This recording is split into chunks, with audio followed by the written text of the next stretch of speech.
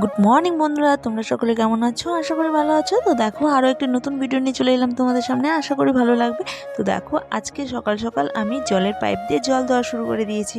কারণ কি বলো তো, এত ধুলো, বৃষ্টি তো নেই, সেই কারণে ধুলোর অত্যাচারটাও প্রচণ্ড বেড়েছে।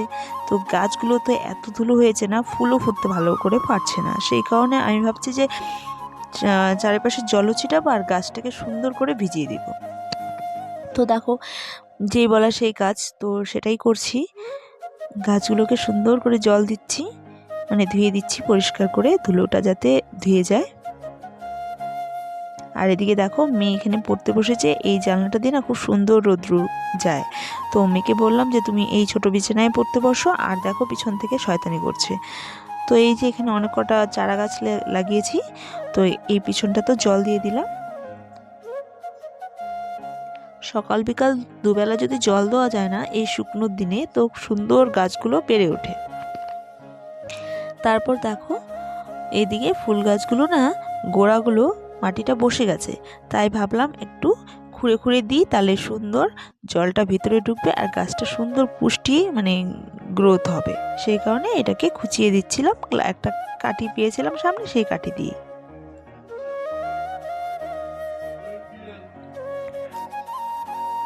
তো গাছ লাগালে তো শুধু হবে না, গাছকে পরিচর্যা করতে হবে, তাহলেই না সৌন্দর্য থাকবে।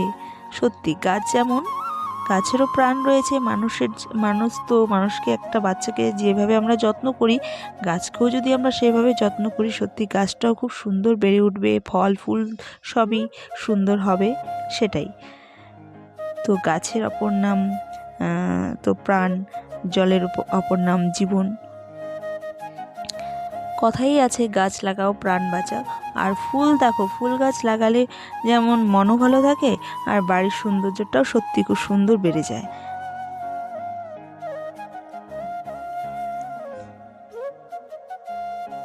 তো দেখো, এই যে আমাদের নতুন অতিথি চলে এসেছে।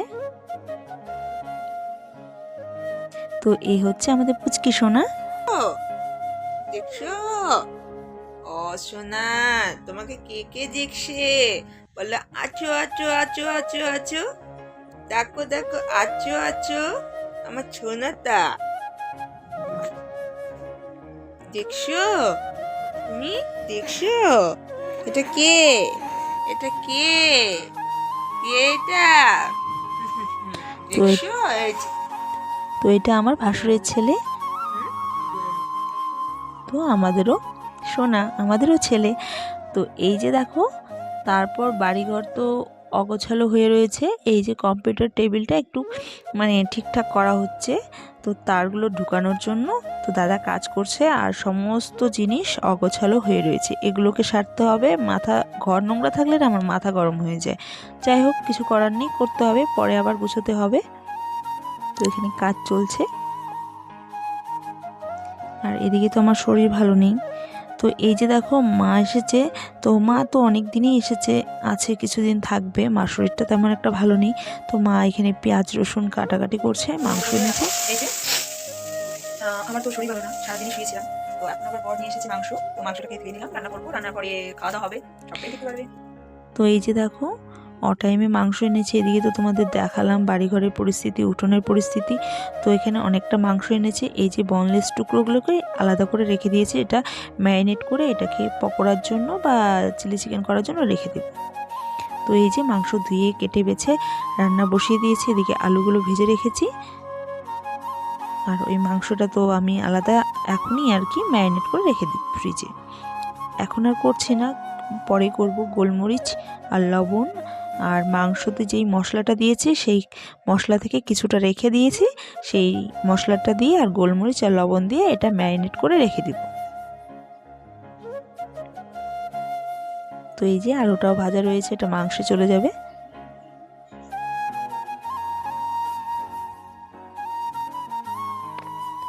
তো আমার মেয়ে তো চিকেন পকোড়া খেতে খুবই ভালোবাসে। ভাবছি যে এটা সন্ধ্যার দিকে চিকেন পকোড়া করে দিব, কিন্তু শরীরটা আমার তেমন একটা ভালো নেই।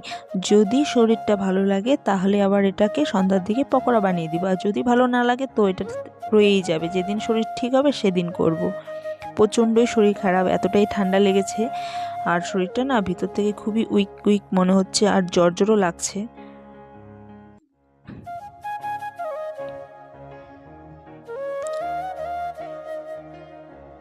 তো বন্ধুরা দেখো, এই যে ম্যারিনেট করা হয়ে গেছে, এই যে ঢেকে দিলাম। এবারে এটাকে ফ্রিজে ঢুকিয়ে রাখবো।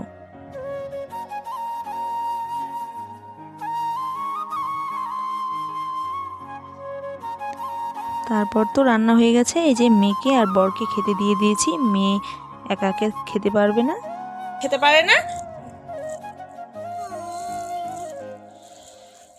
পা ঠিক করে বসো, বাবু হয়ে বসো, এত বড় হয়ে গেছে, নাও।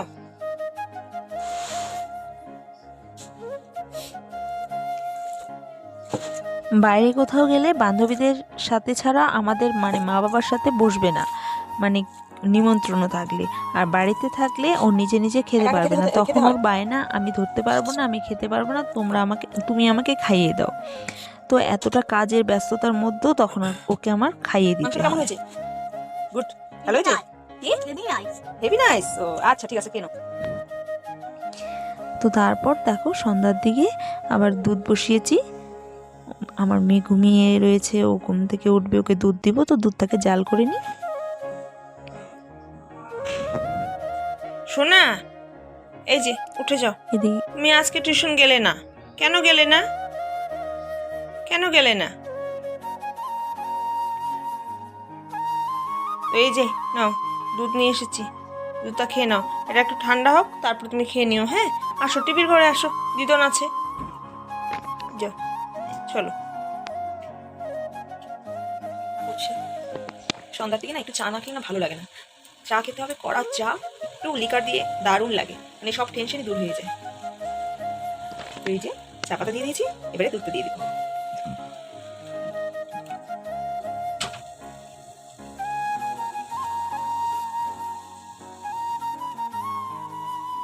তো বন্ধুরা পাশে থাকো, সন্ধ্যাটা আমাদের সাথে এনজয় করো চা খেয়ে। তো দেখো, এই যে আমার চা হয়ে গেছে।